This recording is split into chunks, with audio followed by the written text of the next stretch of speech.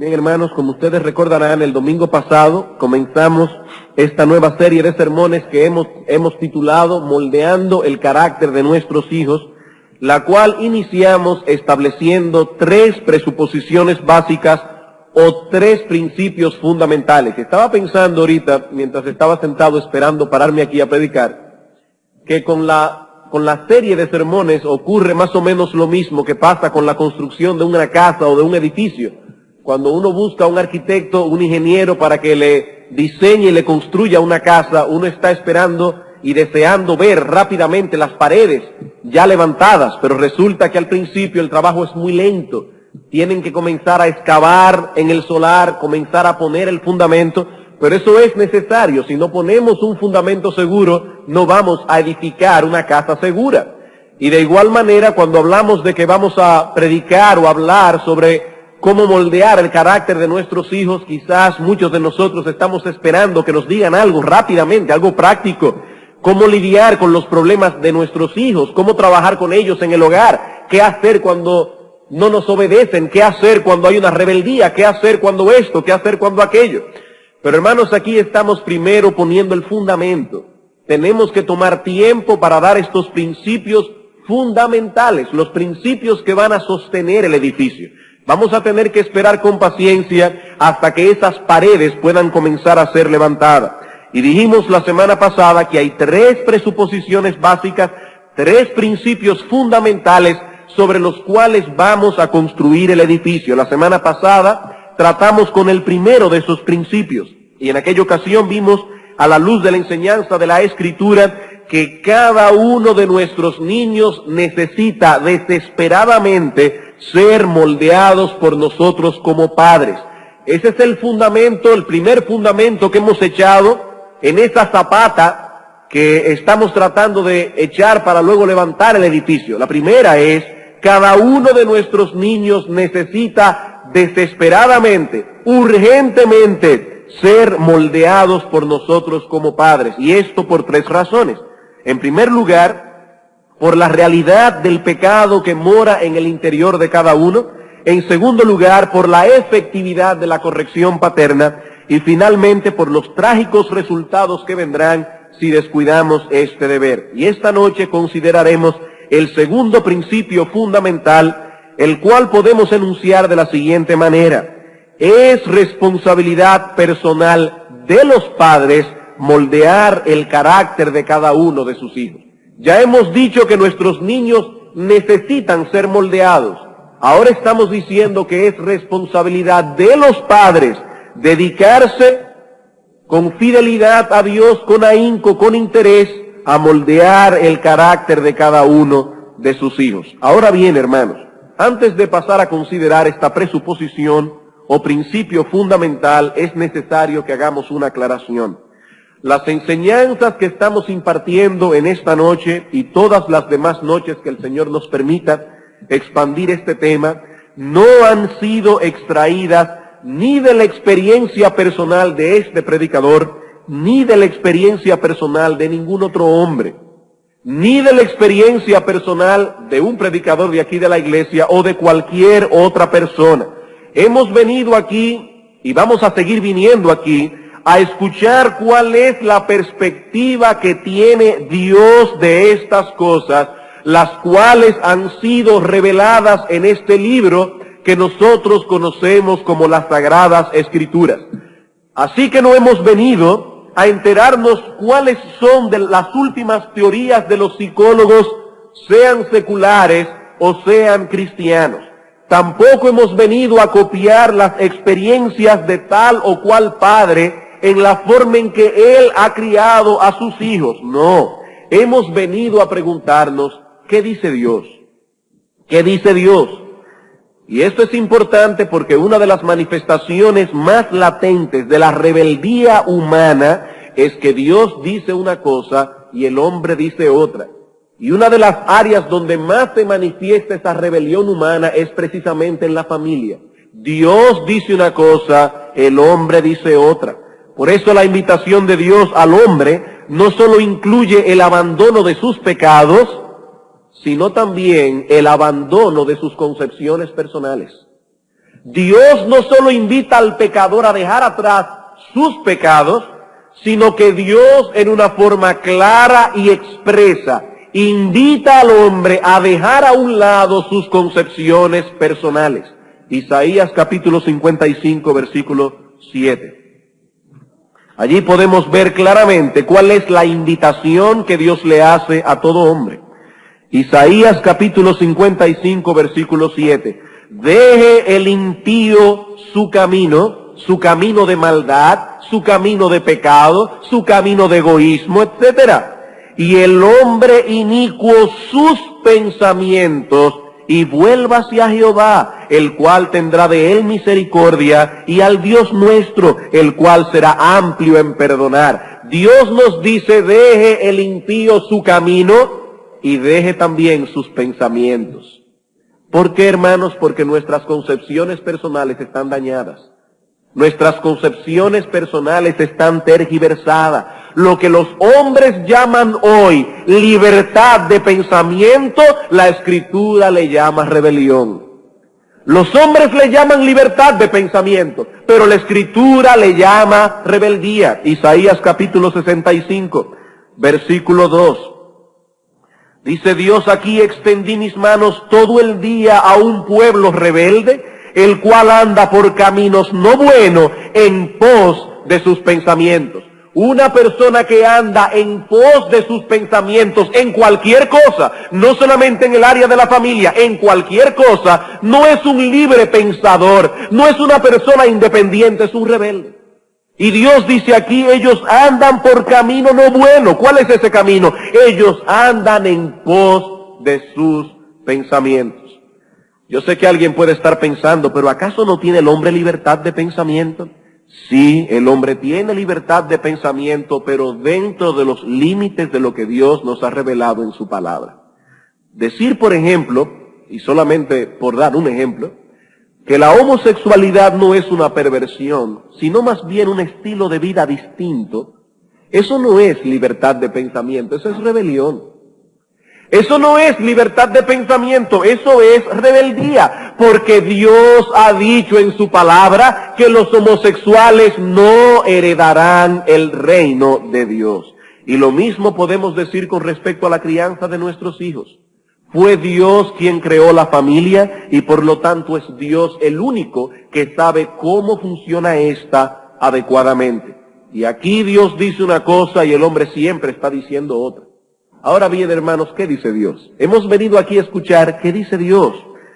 Bueno, en primer lugar, Dios nos dice que nuestros hijos necesitan desesperadamente ser moldeados en su carácter. Eso es lo que Dios nos dice en su palabra, que ellos no pueden moldearse solos, que ellos necesitan ser moldeados. Y en segundo lugar, Dios nos dice en su palabra que es nuestra responsabilidad personal como padres dedicarnos a moldear el carácter de nuestros hijos. Y es precisamente este principio el que deseamos desarrollar esta noche. Y la estructura de nuestro sermón en el día de hoy es bien simple, bien simple. En primer lugar, veremos ese principio que hemos dicho ya de que los padres tienen la responsabilidad de moldear el carácter de sus hijos. Veremos ese principio sustentado en el Antiguo Testamento y luego veremos el principio sustentado en el Nuevo Testamento. Es todo lo que vamos a hacer en esta noche. Así que veamos entonces, en primer lugar, este principio sustentado en el Antiguo Testamento. Y para ello quiero que vayan conmigo al libro de Proverbios, Proverbios capítulo 1, versículos 7 al 10. Proverbios capítulo 1, versículos 7 al 10. Vamos a ver 4 textos claves del Antiguo Testamento, todos en el libro de Proverbios, y vamos a ver 3 textos claves en el Nuevo Testamento. Comencemos entonces con nuestro primer texto del Antiguo Testamento, Proverbios capítulo 1, versículos 7 al 10. El principio de la sabiduría es el temor de Jehová. Los insensatos desprecian la sabiduría y la enseñanza. Oye, hijo mío, la instrucción de tu padre, y no desprecies la dirección de tu madre, porque adorno de gracia serán a tu cabeza y collares a tu cuello. Hijo mío, si los pecadores te quisieren engañar, no consientas. Como ustedes pueden haber notado desde el sermón anterior, el libro de Proverbios ocupa un lugar clave en el tema que estamos tratando. Todo padre que quiera ser fiel a Dios en su tarea de moldear el carácter de sus hijos debe familiarizarse con este libro inspirado. Nosotros debemos verlo, hermanos, como si fuera nuestro libro de texto. Un libro de texto fundamental, no uno entre otros. Un libro de texto fundamental en el temor, en la tarea, de criar a nuestros hijos en el temor de Dios. Y el propósito de este libro lo vemos expresado en los primeros 6 versículos. Dice, los proverbios de Salomón, hijo de David, rey de Israel, para entender sabiduría y doctrina, para conocer razones prudentes, para recibir el consejo de prudencia, justicia, juicio y equidad, para dar sagacidad a los simples. La palabra simple en hebreo da la idea de una persona que tiene una mente tan abierta que cualquier idea puede penetrar en su corazón, cualquier idea puede entrar en su mente y hacerlo actuar de cierta manera. Es decir, un simple es una persona muy influenciable. En inglés hay una palabra más apropiada que sería la palabra naïf. Una persona muy simple, muy influenciable, que puede ser movida con facilidad. Dice que el libro de Proverbios puede dar sagacidad a una persona así, puede dar a los jóvenes inteligencia y cordura. Si un joven es sabio, aumentará su saber. Un entendido adquirirá consejo para entender proverbio y declaración, palabras de sabios y sus dichos profundos. Ese es el propósito del libro de Proverbios. Y el texto clave de todo el libro es el versículo 7. El principio de la sabiduría es el temor de Jehová. Ese es el tema del libro, la sabiduría que viene del temor de Dios.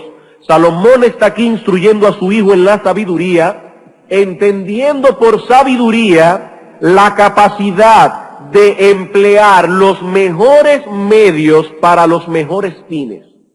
Cuando nosotros hablamos de un hombre o una mujer sabios, estamos hablando de una persona que tiene la capacidad de emplear los mejores medios para lograr los mejores fines. Es decir, un hombre sabio puede discernir entre el bien y el mal, y a la hora de tomar una decisión, decidirá lo que es mejor, tanto para la gloria de Dios, como para su propio bienestar y el bienestar de otros. Así que una persona puede ser muy inteligente, puede haber acumulado una gran cantidad de conocimiento y aún así no ser sabio. No necesariamente una persona sabia es inteligente, no necesariamente una persona inteligente es sabia. Puede haber un hombre, puede haber una mujer que haya tenido la oportunidad de acumular una gran cantidad de conocimiento y no ser aún así una persona sabia. ¿Y cuál es el deseo de todo padre piadoso y sensato? ¿Que sus hijos sean inteligentes o que sus hijos sean sabios? ¿Cuál es el deseo de todo padre piadoso, de todo padre sensato? Bueno, quisiéramos que sean inteligentes y sabios.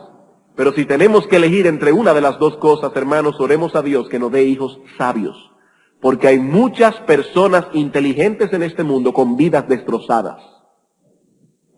Hay muchas personas geniales en este mundo con vidas destrozadas, vidas destruidas, personas inservibles cuya vida no sirve para nada. Así que, hermanos, todo padre piadoso, todo padre sensato debe desear que sus hijos lleguen a ser sabios, que a la hora de enfrentar la vida sepan tomar las mejores decisiones y usar los mejores medios para lograr los mejores fines. Ahora bien, Salomón nos dice en los versículos 7 al 10 que hay 3 fundamentos necesarios para obtener esta sabiduría. Hay 3 cosas necesarias para poder obtener esa sabiduría. En primer lugar, dice él, que si deseas obtener sabiduría, debes adquirir temor de Dios. El principio de la sabiduría es el temor de Jehová. El temor de Dios es el principio, la fuente de donde emana la sabiduría, la parte principal y fundamental de ese conocimiento. Y así como no podemos aprender a leer sin conocer el abecedario, así tampoco podemos llegar a ser sabios sin tener temor de Dios. Eso es imposible. El hombre que teme a Dios toma en serio sus amenazas. El hombre que teme a Dios sabe cuáles son sus mandamientos y sabe que esos mandamientos deben ser obedecidos por su propio bien. El hombre que teme a Dios aprende a ampararse en las promesas divinas. Pero hermanos, ¿qué le pasa a un hombre que no tiene temor de Dios? Un hombre que no tiene temor de Dios es una especie de barco navegando a la deriva en una noche oscura e intempestuosa, sin carta de ruta y sin brújula. Eso es un hombre que no teme a Dios. Y por lo tanto es imposible ser un hombre sabio sin temor de Dios. Eso no puede ser. Ese hombre está navegando en una noche oscura, tempestuosa, sin carta de ruta y sin brújula. No puede llegar a ningún sitio. Por lo tanto no puede ser un hombre sabio. El primer fundamento para poder obtener la sabiduría es el temor de Dios. En segundo lugar, Salomón nos dice que para obtener esa sabiduría se necesita dirección e instrucción paterna. Para poder obtener la sabiduría se necesita instrucción y dirección paterna. Versículos 8 y 9. Oye, hijo mío, la instrucción de tu padre y no desprecies la dirección de tu madre, porque adorno de gracia serán a tu cabeza y collares a tu cuello. Algunas personas supuestamente están dispuestos a aceptar lo primero como bueno y válido, es decir, el temor de Dios, mientras que al mismo tiempo desprecian la instrucción y dirección paterna. Pero ¿qué dice Dios aquí? Dios dice, hijos míos, si deseáis obtener la sabiduría, no solo debéis vivir en el temor de Dios, sino que también debéis escuchar lo que dicen vuestros padres. Eso es lo que dice Dios aquí. Niños y jóvenes que están aquí en la iglesia, por favor, escuchen bien.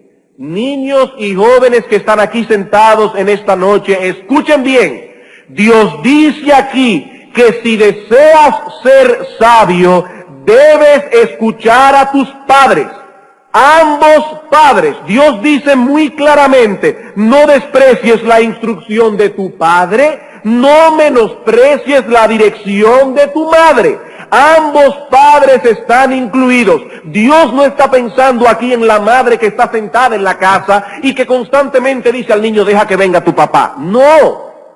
Tampoco Dios está contemplando aquí a un niño que le teme a su padre, que obedece a su padre, pero que menosprecia la dirección de su madre. Ese niño es un insensato. Dios dice aquí, niños, si queréis ser sabios, debéis escuchar la voz autoritativa de tus padres. Ambos padres, papi y mami, los dos.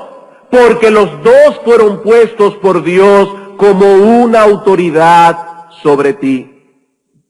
Y como bien señala el pastor Nichols, de quien estamos tomando la mayor parte de este material, él dice a los niños y jóvenes, niños, jóvenes, ellos, los padres, han vivido más que ustedes, han visto más que ustedes, saben más que ustedes, escúchenlos por su propio bienestar. Si queréis ser tontos, rechazad su consejo.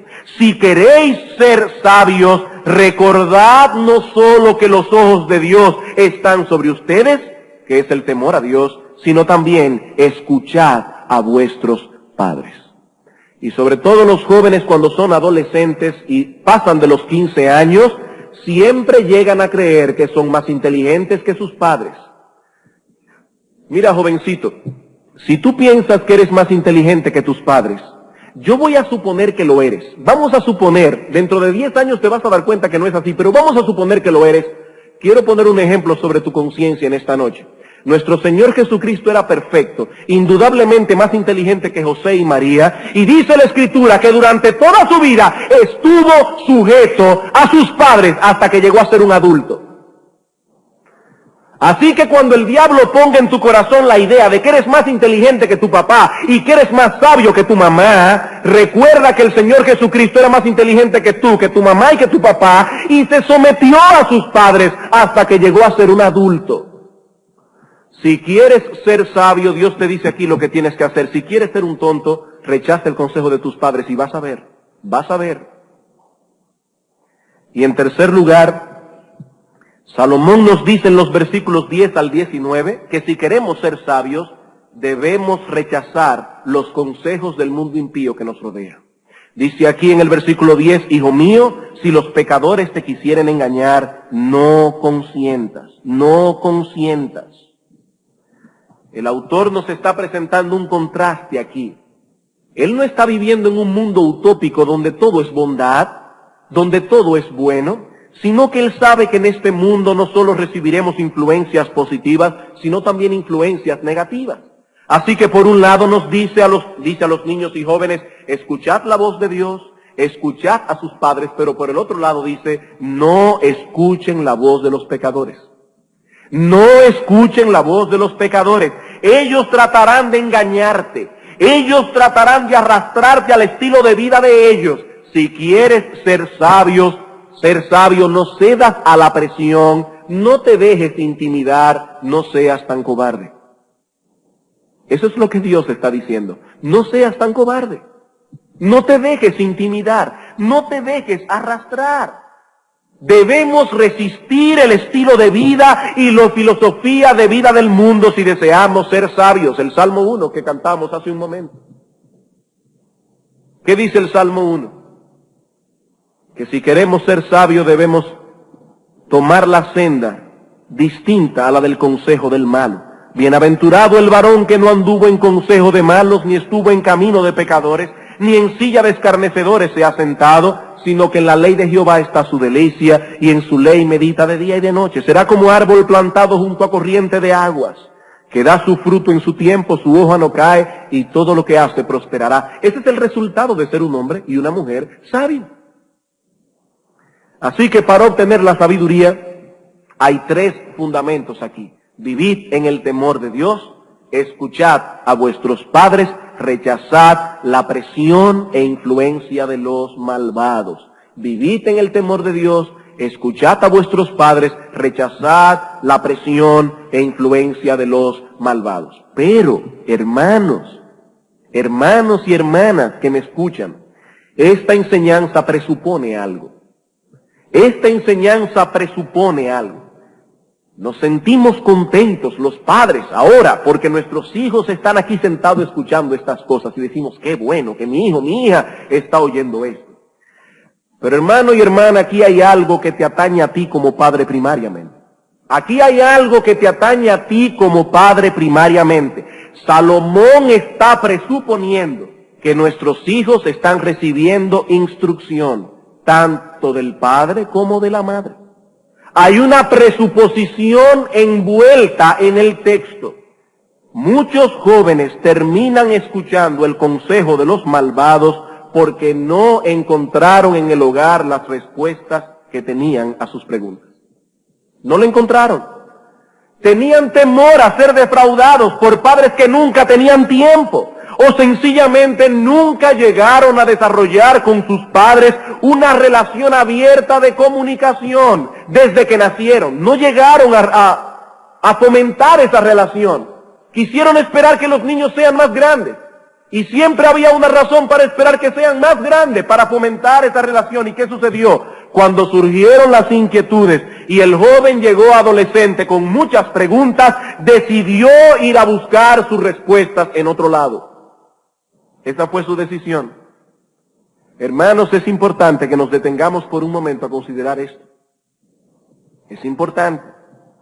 Podemos con limpia conciencia amonestar a nuestros hijos, porque ellos no han seguido nuestros consejos y nuestras instrucciones en cuanto a los valores de la vida, en cuanto a la vida eterna, en cuanto al temor a Dios, en cuanto a los amigos con que debían andar, los amigos que debían escoger, el estilo de vida que debían imitar, el modo de comportarse como una señorita o como un joven. Podemos nosotros amonestar con buena conciencia a nuestros hijos porque en algún punto de esos no ha seguido nuestra instrucción. O hermanos, más bien podemos nosotros ser amonestados por Dios por cuanto no hemos instruido adecuadamente a nuestros hijos en lo que respecta a esas cosas. Hermanos, ¿cuál de las dos cosas? ¿Podemos nosotros amonestar a nuestros hijos o puede Dios amonestarnos a nosotros? porque no les hemos dado a ellos instrucciones claras. En todas las cosas. Hermanos, somos nosotros que debemos instruir a nuestros hijos en cuanto a los amigos que deben tener, en la forma en que se deben vestir, en el estilo de vida que van a seguir, en el temor a Dios, en la piedad, en todo. En todo. Nuestros hijos no pueden moldearse solos. Ellos necesitan de nuestra instrucción para que puedan llegar a ser sabios. Así que este primer texto que hemos leído del libro de Proverbios infiere el deber que estamos tratando de establecer en esta noche. ¿Cuál es el deber? Nosotros los padres tenemos el deber de moldear el carácter de nuestros hijos. Y Salomón está presuponiendo que todo padre, toda madre dará dirección e instrucción clara a sus hijos. Pero hay otros textos en el mismo libro de Proverbios que no infieren el asunto, sino que lo enseñan clara y directamente.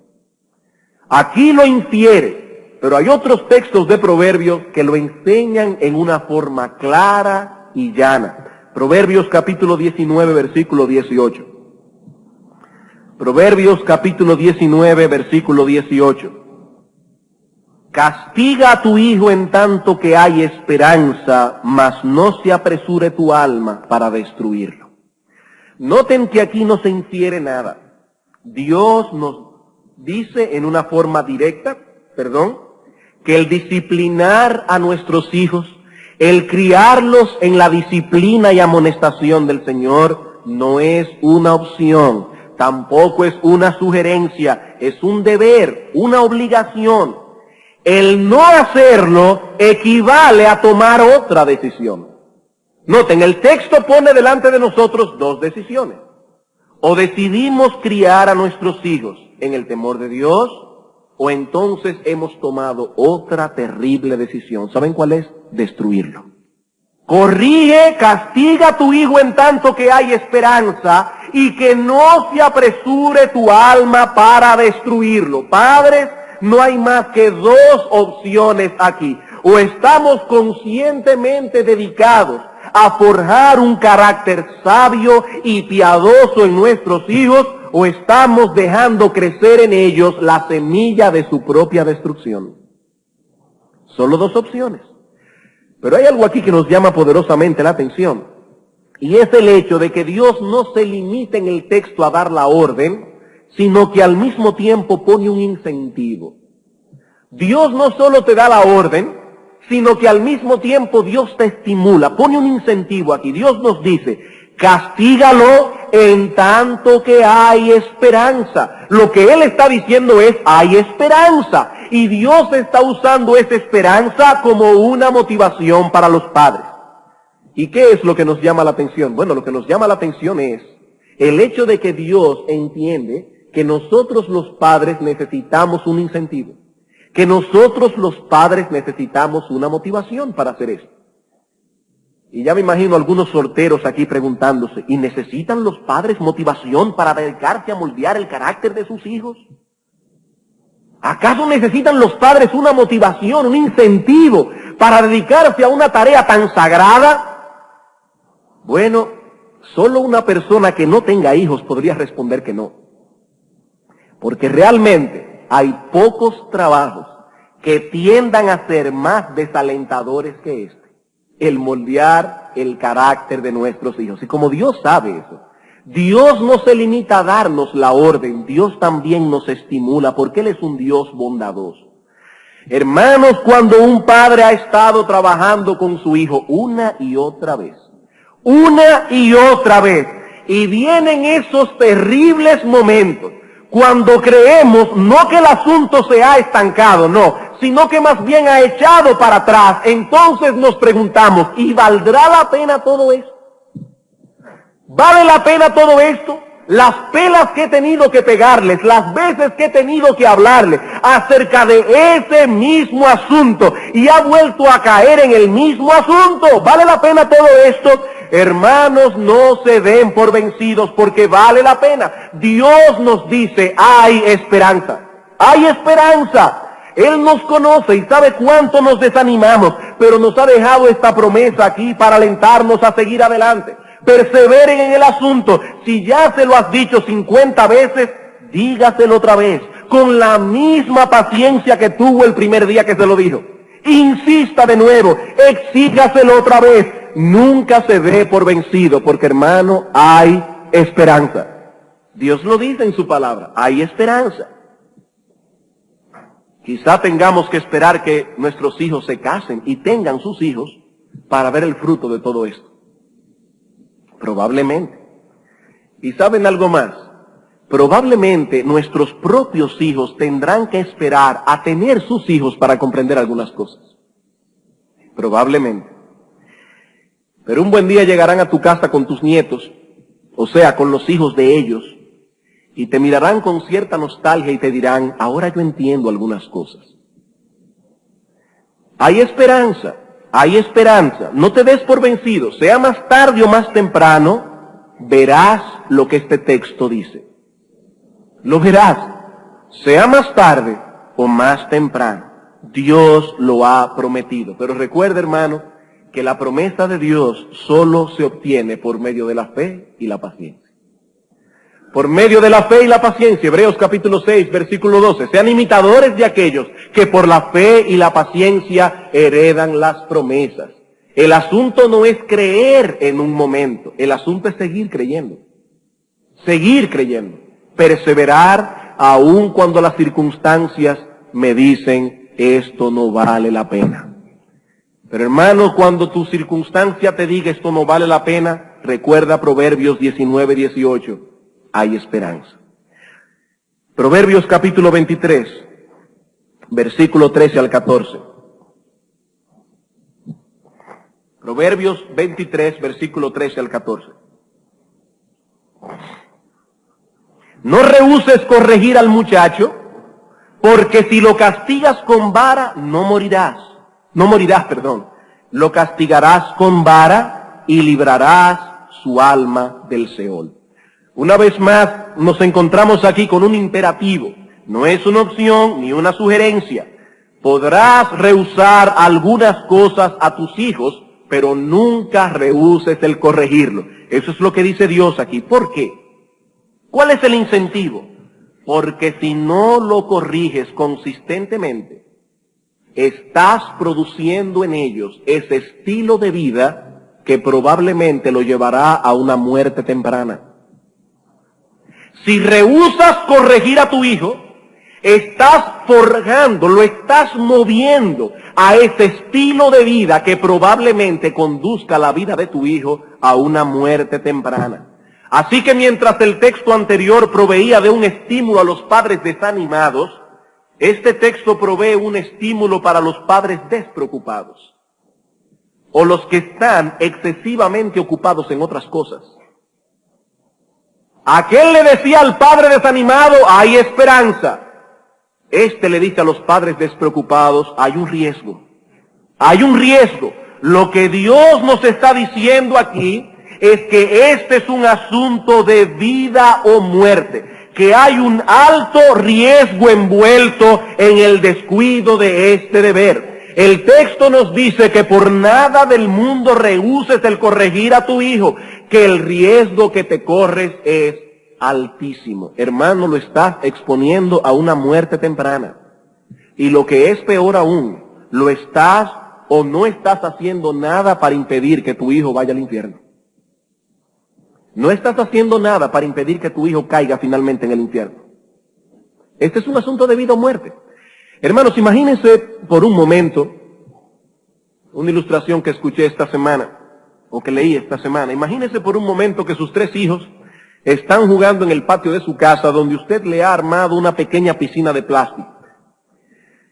Sus niños de 2 y 4 años están metidos en el agua y su bebé de 5 meses está sentado en su coche observando a los otros niños. Pero usted entra por unos segundos a la casa a hacer algo y en ese momento a sus hijos se les ocurre la brillante idea de sacar al bebé del coche y meterlo con ellos en el agua. Yo le voy a hacer una pregunta. ¿Cuál sería su reacción si de repente usted escuchara el grito de sus hijos de 2 y 4 años diciéndole que su bebé de 5 meses está en el fondo de la piscina con la cabeza debajo del agua? ¿Cuál sería su reacción? ¿Se imaginan ustedes que la madre les dirá, yo no puedo ir ahora porque estoy haciendo unos quehaceres en la cocina o me estoy pintando las uñas? ¿Ustedes creen que la madre diría eso? Yo supongo que no. Yo supongo que no. Es más, estoy seguro que no. ¿O qué le diría el padre a los niños? No puedo ir ahora porque faltan unos minutos para que se termine el segundo tiempo del partido de básquetbol que estoy mirando aquí en la televisión. ¿Ustedes piensan que el padre diría eso? O estoy leyendo el periódico, imagínate, estoy leyendo las noticias del viaje de Bush a Japón y quiero saber qué fue lo que pasó en la recepción donde Bush se desmayó. Me faltan unos minutos. ¿Ustedes imaginan que el padre o la madre dirían eso? Por supuesto que no. No importa lo que estén haciendo, seguramente correrán al patio a sacar el bebé de allí porque es un asunto de vida o muerte. Cada segundo cuenta, cada paso cuenta. Bien, hermanos, lo que Dios nos está diciendo aquí es que no hay excusa que sea válida para dejar de moldear el carácter de nuestros hijos, porque esto es un asunto de vida o muerte. Es un asunto de vida o muerte. No rehúses corregir al muchacho, porque si lo castigas con vara no morirá. No morirá. Cada segundo cuenta, cada minuto cuenta, cada hora, cada día, cada semana, cada momento cuenta. Es un asunto de vida o muerte. Eso es lo que Dios nos está diciendo aquí. Así que, hermano, no digas que tienes mucho trabajo o que hay otras cosas más importantes que atender. O te dedicas a moldear el carácter de tu hijo, o escucha bien esto, en algún momento tendrás su cadáver en tus brazos. Y tal vez tú mueras antes que tus hijos. Pero aquí no estamos hablando únicamente de una muerte física. A veces hay una muerte peor que esa. O te dedicas a moldear el carácter de tus hijos, o verás con tus propios ojos la vida de tu hijo y de tu hija destruida. Y a veces me pregunto, ¿qué es peor para un padre?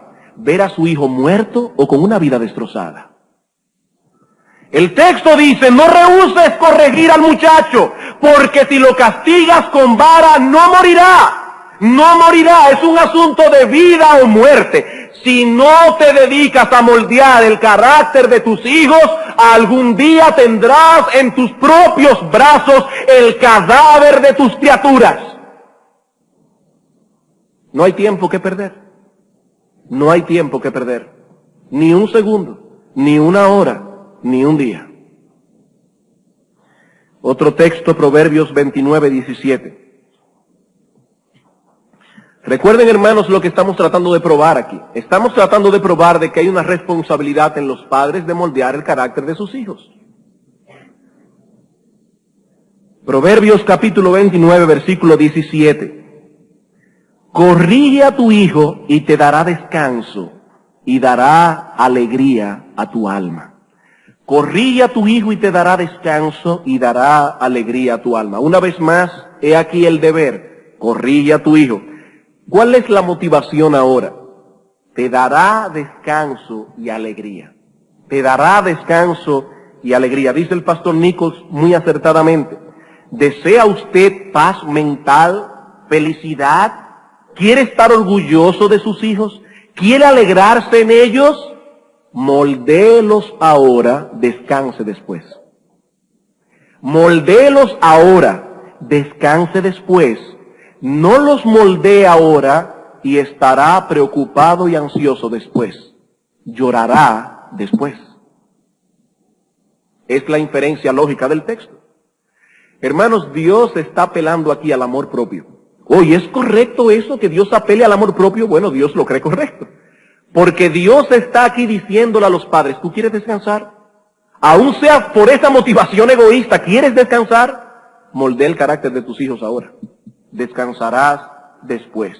Todo ser humano desea descansar algún día, disfrutar de una vida quieta y tranquila. Bueno, el camino para los padres lograr eso es el de dedicarse a moldear el carácter de sus hijos. De lo contrario, cosechará dolor, tribulación, angustia y desasosiego.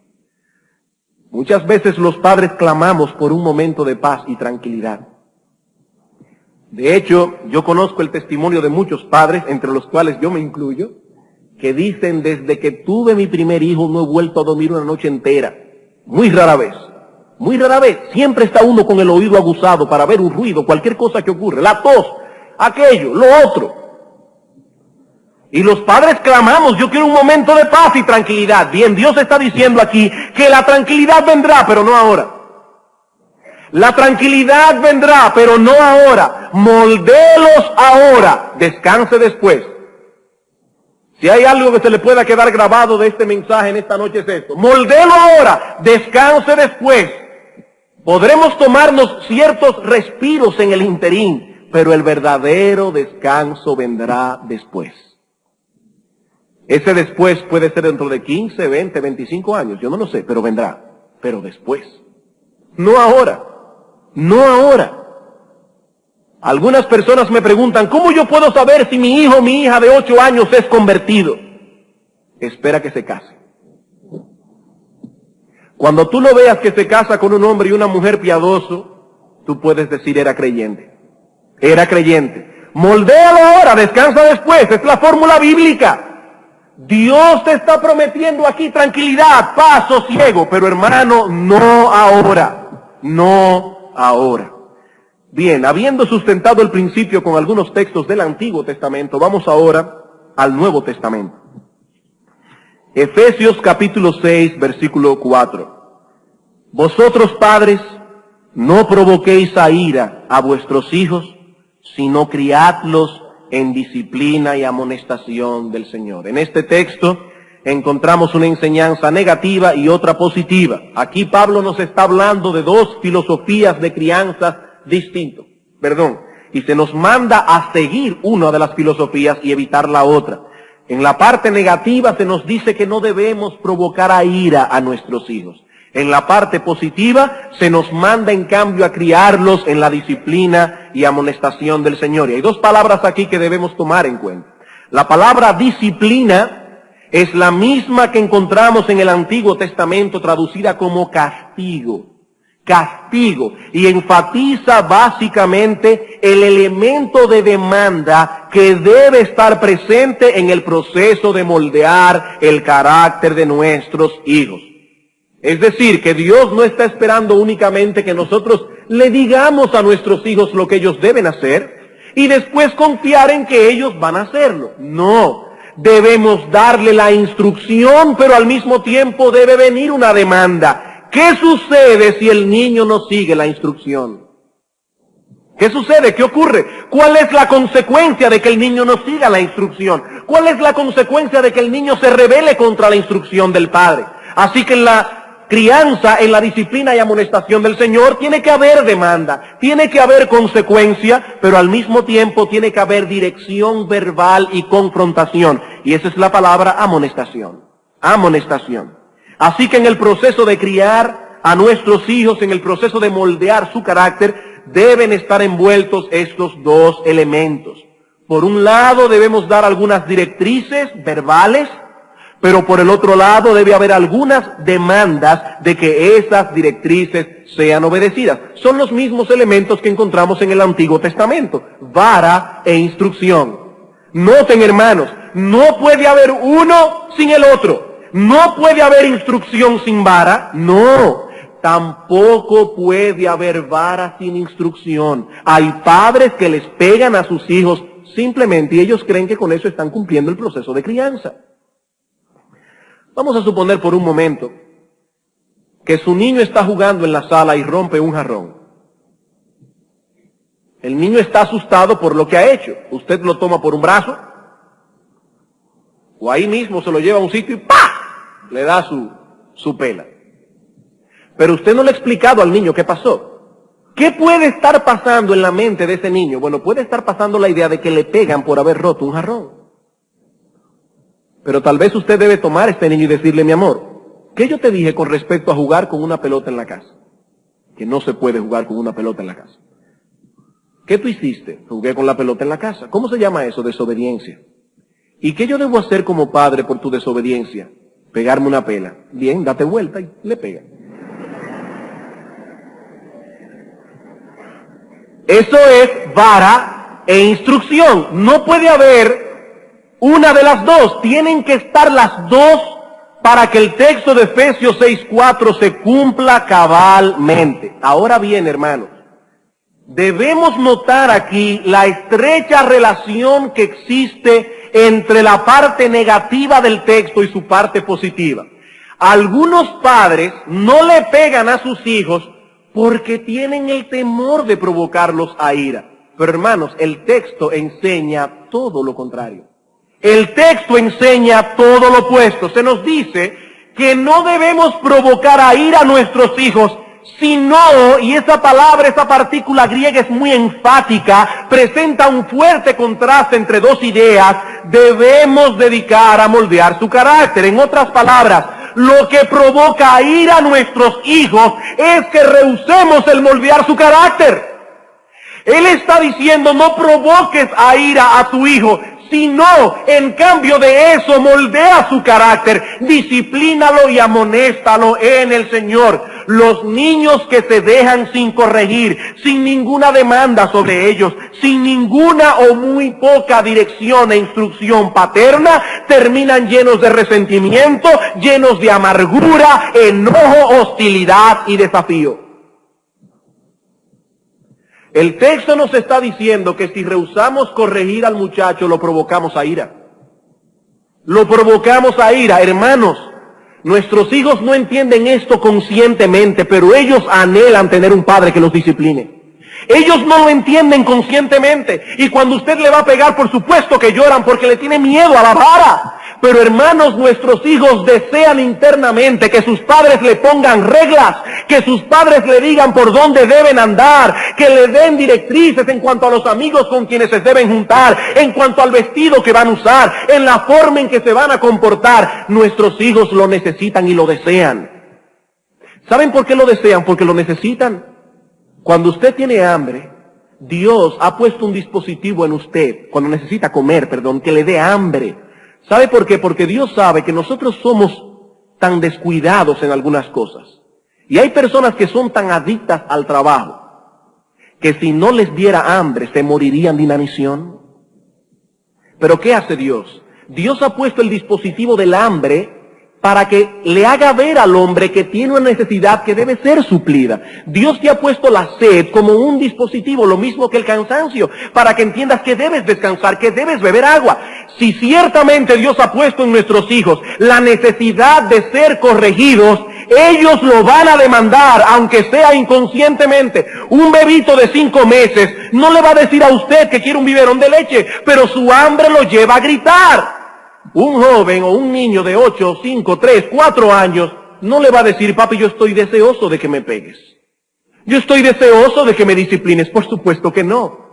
Pero ¿saben una cosa? Inconscientemente el niño lo demanda y cuando no se le da, se rebela. Se rebela. ¿Lo estamos provocando a ira? Estamos provocando enojo en el niño. Estamos provocando amargura. Estamos provocando resentimiento. Hermanos, ese es el problema de nuestra generación. ¿Qué sucede con nuestra generación? Que provee a los niños y jóvenes de mucha información, pero de poca dirección. A través de todos los medios de comunicación, un jovencito de 12 años sabe más hoy, tiene más información que un hombre de 30, de hace 40 años atrás. Pero ¿cuál es el problema? Que se le da una información supuestamente neutral. Se le dice, aquí están las opciones, escoge tú. No, él no tiene capacidad para escoger. Él no tiene capacidad para escoger. ¿Y qué hace la generación actual? Que levanta en ellos muchas preguntas, pero casi no les dan respuestas. ¿Y qué tenemos? ¿Qué tenemos al día de hoy? ¿Una generación anárquica? Donde cada cual hace lo que bien le parece. Tenemos una generación anárquica. ¿Producto de qué? Producto de mucha información, pero de poca dirección. Producto de mucha información, pero que viene a través de televisión, radio, los padres están ausentes. El padre está trabajando en la oficina y la madre está realizándose como mujer. Y ahí tenemos el ejemplo, hermanos. Ahí tenemos el producto. Esa es nuestra generación. La generación que nos ha tocado vivir. Una generación anárquica. Pero hay otro texto en el Nuevo Testamento que nos provee un balance perfecto, esto que hemos dicho, Colosenses capítulo 3, versículo 21. Aquí tenemos el complemento de Efesios 6:4. Padres, no exasperéis a vuestros hijos para que no se desalienten. No exasperéis a vuestros hijos para que no se desalienten. En Efesios 6:4 se nos dice que si no nos dedicamos a moldear el carácter de nuestros hijos, los provocaremos a ira. Pero ahora en Colosenses se nos dice que si ejercemos sobre ellos un control opresivo, terminaremos desalentando a nuestros hijos, descorazonándolos. Así que en un texto advierte a los padres que si dejan a sus hijos sin instrucción paterna, lo llevarán al resentimiento y la amargura. Pero aquí se advierte a los padres que hacen de sus casas un regimiento militar. Hay padres que hacen de sus casas un regimiento militar. Sus casas no son hogares, son museos. En un hogar uno se siente relajado, es su hogar, pero usted va a un museo y tiene temor de romper una escultura. Y hay padres que han convertido sus casas en un museo. Eso no es un hogar. Allí solo se oyen demandas y críticas. Sí, señor, no, señor. Demandas y críticas. Hermanos, ese dominio egoísta, caprichoso y cruel dejará a sus hijos sin aliento. Dejará a sus hijos sin aliento. La idea que estamos sembrando en ellos es: no importa cuánto te esfuerces, nunca podrás agradarme. Nunca llenarás la medida de mis exigencias. Nunca. Es un control opresivo. Allí solo se oyen críticas, demandas, órdenes. Es un regimiento militar, eso no es una casa. Así que en un caso producimos una generación de niños consentidos y malcriados, llenos de enojo y amargura, pero aquí producimos una generación de individuos destrozados que no saben qué hacer con sus vidas. Niños inseguros, ellos no saben qué hacer porque no pueden agradar a sus padres de ninguna manera. Son tan exigentes, tan opresivamente exigentes, que hermanos, ni que sean robots, podrán llenar las exigencias de sus padres. ¿Y qué nos dice Pablo? Padres, no exasperéis a vuestros hijos. No ejerzan sobre ellos un control opresivo, cruel, egoísta, porque los dejarán sin aliento. Y un tercer texto del Nuevo Testamento que quiero buscar y darlo a modo de conclusión es 2 Timoteo capítulo 3, versículo 15. 2 Timoteo capítulo 3, versículo 15. Este texto nos sirve como un ejemplo, como una ilustración de lo que hemos estado diciendo hoy. Dice el apóstol Pablo a Timoteo, leamos desde el versículo 14 para tomar la idea. Persiste tú, Timoteo, en lo que has aprendido y te persuadiste, sabiendo de quién has aprendido, y que desde la niñez has sabido las sagradas escrituras, las cuales te pueden hacer sabio para la salvación por la fe que es en Cristo Jesús. Timoteo era hijo de una madre creyente y de un padre inconverso.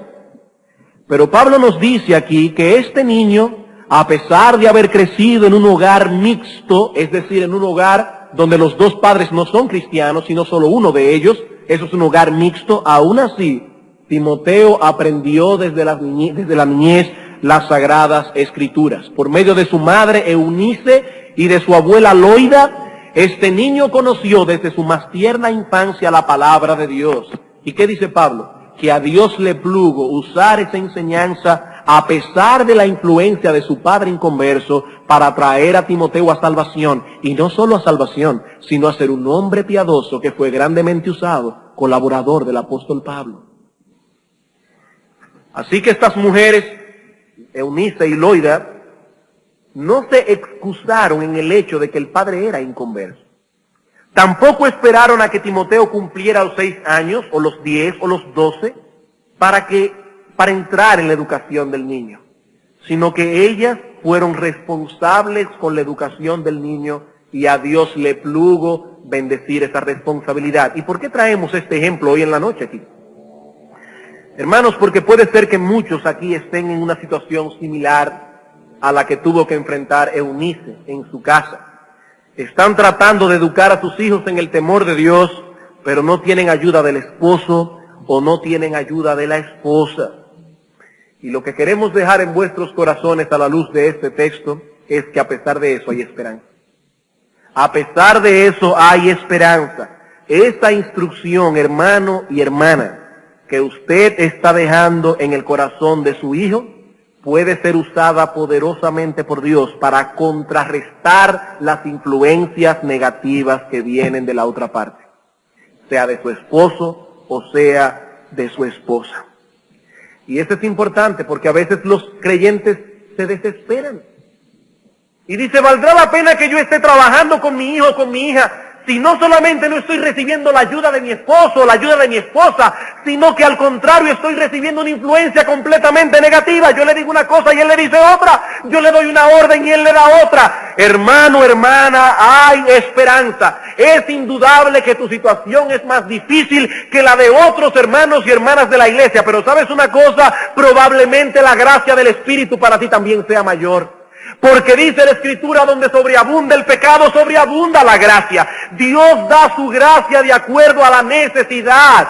Ciertamente necesitas más gracia, pero Dios tiene un arsenal ilimitado de gracia. Tu trabajo no es en vano, hermano o hermana, no es en vano. Dios ha prometido bendecir su palabra. Lo que no debes hacer de ninguna manera, bajo ningún concepto, es rendirte. Eso es lo que no debes hacer. Eso es lo que no debes hacer. Tú tienes un deber igual que toda madre o padre cristiano. El hecho de que tu esposo o tu esposa no sea creyente no te exime de tu deber. Pero hermano, yo no he venido aquí a amonestarte, yo he venido aquí a alentarte. A alentarte por medio del ejemplo de Timoteo. Aún en tu caso, hermano y hermana, no rehúses corregir al muchacho. Continúa trabajando con él y llevando a tu esposo o a tu esposa al trono de Dios en oración, pidiendo que lo traiga al arrepentimiento y a que Dios ponga una pared que pueda impedir que esa influencia negativa llegue al corazón de tus hijos lo menos posible. Pero Dios está allí en su trono. Tú no estás sola, tú no estás solo educando a tus hijos, porque Dios está contigo y Dios te ha dado su palabra también. Hermanos y hermanas, Dios ha puesto sobre nosotros un deber que debe ser llevado a cabo con toda diligencia. ¿Cuál es ese deber? Los padres debemos dedicarnos a moldear el carácter de nuestros hijos. Pero no olviden que la gracia de Dios está disponible para nosotros en el cumplimiento de esta tarea. No estamos solos. Dios es también un buen padre y por lo tanto Él no nos va a exasperar. Él no va a ejercer sobre nosotros un control opresivo y cruel. Dios nos da la orden, pero como Padre amante que es, también nos da su gracia y la instrucción para poder hacerlo bien. Que Dios nos ayude a tomar este deber con toda fidelidad, con toda responsabilidad. Nuestros hijos necesitan desesperadamente ser moldeados. Somos nosotros los padres los que tenemos la responsabilidad de hacerlo.